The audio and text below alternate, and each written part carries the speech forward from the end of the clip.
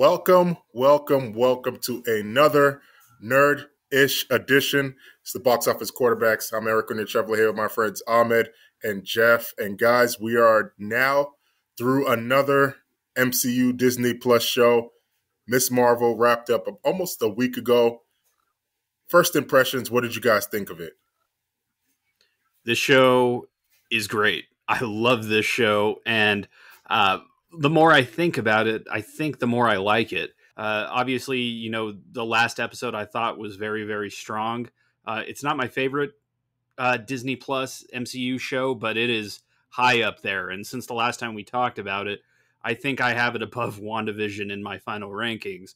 There was so many things to love about it.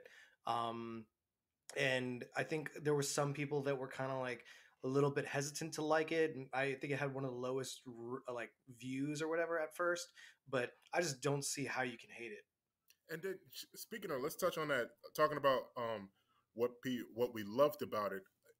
It's crazy you brought up that stat, Ahmed, because even though it was the lowest viewed, I guess in like the first 5 days, it was honestly I think the highest rated by Rotten Tomatoes at like a 98%.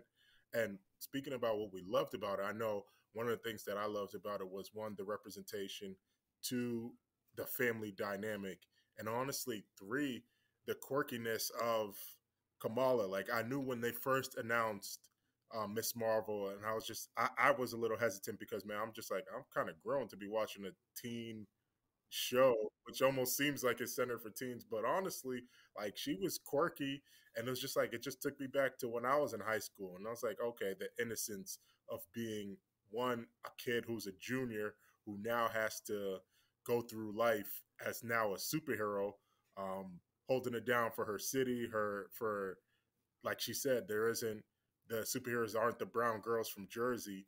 Like seeing that and then see her grow into her own. Those are probably my three things that I loved about the show the most. What about you, Ahmed? I would say that, this reminds me of Spider-Man Homecoming in all the best ways. Like the high school relationships, I mean, are great. Bruno and Kamala, all of them, Nakia, they all feel like real teenagers in high school. They don't feel like a CW weird, like 35-year-olds playing teenagers type of thing. So I like that. The family dynamics are so, so good. The relationship with her and her dad is like the sweetest thing I've seen this year. That's probably my highlights, and the visuals too. The visuals are great.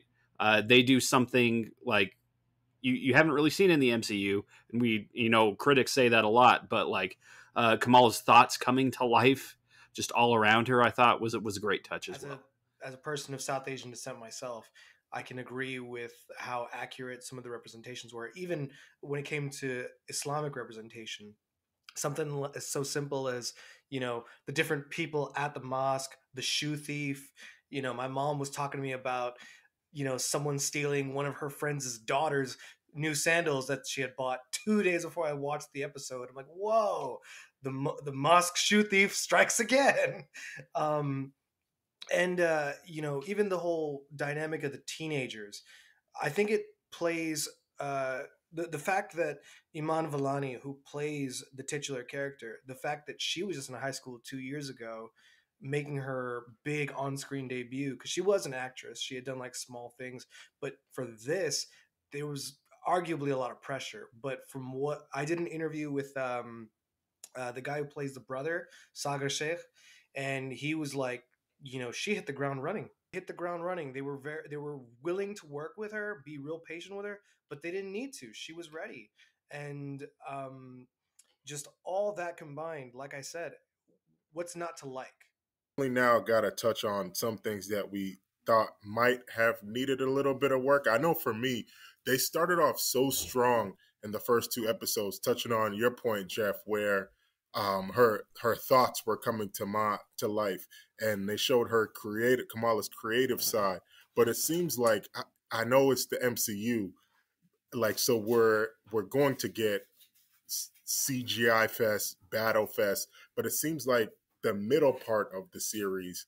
I was talking to my girlfriend about it. I was like, I understand going back to the origins because before Kamala was in the MCU, you got to think about some of these superheroes of different descents and different ethnicities.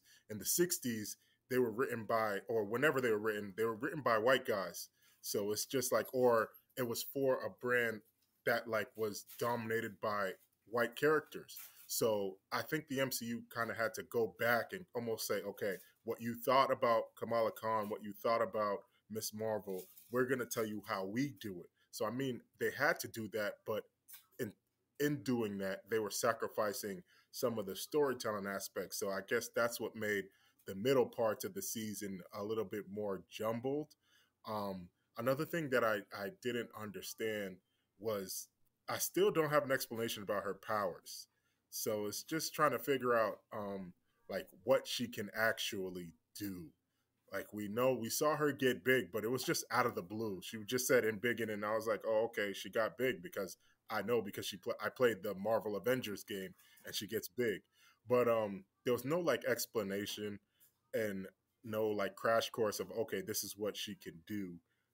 Again, I think that goes into the storytelling aspect, and then with Disney Plus only churning out these 6 episode seasons and shows, which also takes a hit. So I know that that was one of the big things that I thought probably hindered the series. What did you guys think? This show, more than any other Disney Plus show besides WandaVision, needed the longer runtime. And you really feel it because episode 5 ends with such a huge turning point for Kamala and her learning about her powers.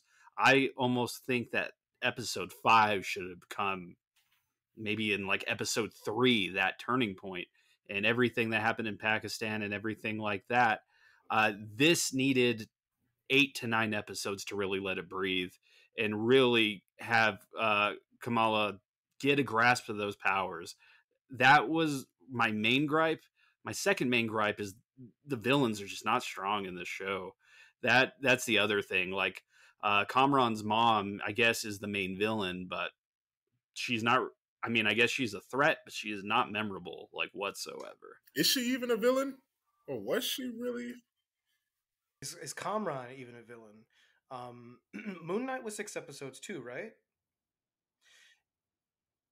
Yeah. Well, right. And that's a big gripe for me is, for Moon Knight, it took the, what, I guess the 6 or 5 episodes to find out that he was Jewish. I didn't know that. And that's because I don't read the comic books. But yeah, Moon Knight was canonically Jewish. And they did a good job with Miss Marvel to kind of accentuate the fact that she is Muslim.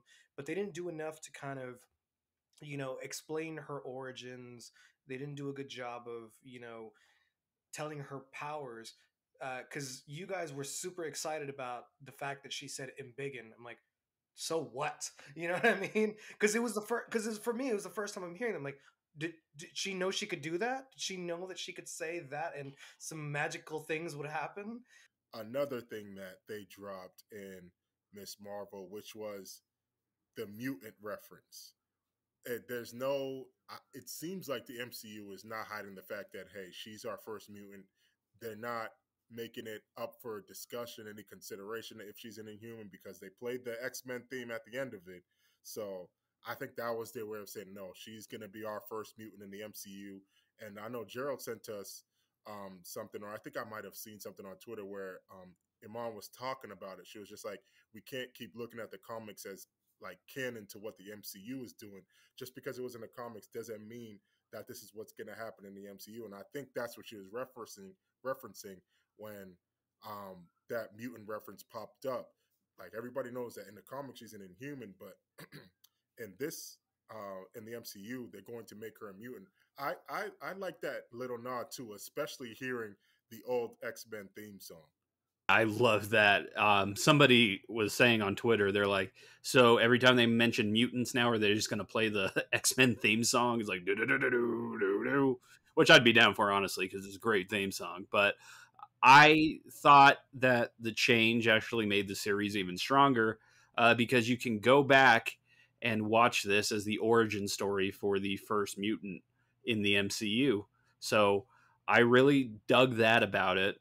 I know some people are complaining about a change to the comics, but I do read comics fairly often, and there are some dumb there's some dumb shit in the comics. Let me tell you right now. I've read some weird things, so sometimes they don't always translate to the big or small screen. So I am all here for Where it. are all these things connecting to? So I hope during Comic Con we just get a better and more clear picture of what Phase 4 and the future is going to be. So, any last thoughts for Comic Con, Miss Marvel, the future of the MCU Disney Plus shows from you guys before we say goodnight to all of our listeners and viewers? Marvel, we need more Kingo. All right, this is unacceptable. No, I would be remiss if I were to not bring up how Miss Marvel kind of very subtly captured people's overall, unless you're like a nationalist or an extremist, overall people's feelings towards partition, and that we were all one big country, and then they were just divided due to British instilling this idea of nationalism, and something that we all tend to forget was partition happened in 1947. That was not very long ago. My mom was born in 1953, and you know, whenever they had that one episode that kind of touched on it, it reminded me of a movie that kind of uh, touched on partition, where it's like at first it was just people talking, you kind of just forget about it, but then whenever it hits you right in the face, where you're like, oh, you have to leave. Why do I have to leave? Because I'm Muslim? Like, yeah, like, but we've been friends for years. I don't care. You don't believe what I believe. They don't mean it, but this is time of war. Nobody gives a fuck when it's times of war. And sadly, the British kind of just left. I'm going on a little bit of a tangent, but the British left, and then they took, their ideas and they put it in the West Indies, the Caribbean, Guyana, Trinidad, where Duke Winston's from. And to have it in the one episode, I love that they did that. It's not a history lesson, but I like that they were able to bring out why it's significant that Miss Marvel is Pakistani, why it's significant that she's Muslim. Because Kumail Nanjiani is Muslim, but his character is supposed to be Indian, which is cool. But why is it so special that she's Pakistani? And what is Pakistan? A lot of people will just think Pakistan and India are the same. They're practically the same, but the reason why they're not is due to 70 years of British bullshit and religious, interpretation that really a lot of mainstream American Pakistanis, American Indians really don't consider unless, they're extremists. But for the most part, Pakistanis watch Bollywood movies. Pakistanis and Indians speak the same language. Like North Indians at least speak the same language.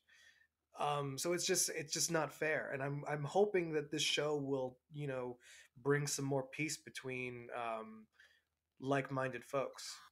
Hey, man, you got the last word on us, man. And with that, appreciate you telling us more about that, Ahmed. And with that, that's gonna be a wrap on this episode. Jeff said Marvel needs to get their act together. I agree, Jeff. Next up, we got Nope this weekend. The Gray Man also drops this weekend. So be on the lookout on our social channels for those recaps. For Ahmed, for Jeff, I'm Eric. We are the box office quarterbacks, and we will review those movies with you, and we will talk to you soon.